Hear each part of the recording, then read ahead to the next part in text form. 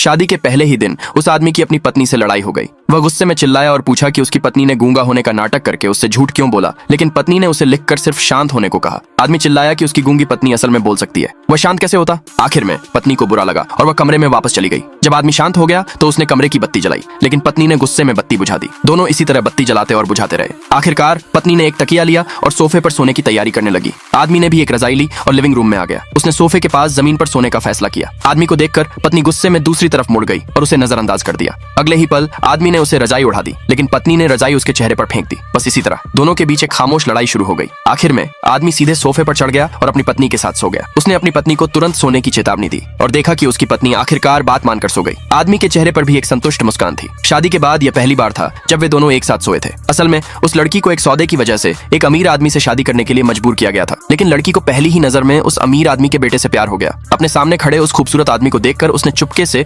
उसे एक text message भेजा और कहा कि या तो वह उससे पत्नी के तौर पर शादी कर ले, वरना उसे एक ऐसी सौतेली माँ का सामना करना पड़ेगा जो परिवार की जायदाद के लिए झगड़ा करेगी। आदमी ने उससे पूछा कि उसने उसे ही क्यों चुना। पता चला कि 3 साल पहले लड़की के साथ लूटपाट हुई थी। तभी वह आदमी वहां आया था और उसने लड़की को बचाया था। बाद में आदमी ने उससे पूछा कि क्या वह उससे शादी करने को लेकर पक्की है। लड़की ने सिर हिलाकर हाँ कहा। आदमी जानता था कि अगर उसने ऐसा किया तो उसके पिता बहुत गुस्सा होंगे, लेकिन वह काफी समय से अपने पिता से अलग होना चाहता था। आखिर में वह लड़की से शादी करने को राजी हो गया, लेकिन उसने ये शर्त रखी कि लड़की को उसकी हर बात माननी होगी। बाद में वह लड़की उस आदमी की पत्नी बन गई, लेकिन उसे उस आदमी के कॉलर पर लिपस्टिक का निशान मिला। रात में उसने उस आदमी को उसकी सेक्रेटरी के साथ देखा। अचानक उसकी नजर सेक्रेटरी के हाथ में बंधे ब्रेसलेट पर पड़ी। असल में ये वही तोहफा था जो उसने उस आदमी को दिया था। कुछ देर बाद वह अपने पीरियड्स की जांच करवाने के लिए अस्पताल गई। वहां उसने उस आदमी को सेक्रेटरी के साथ डॉक्टर से मिलते हुए देखा। आखिरकार वह निराश होकर अस्पताल से चली गई। अगले भाग के लिए नीचे कमेंट में यस लिखे।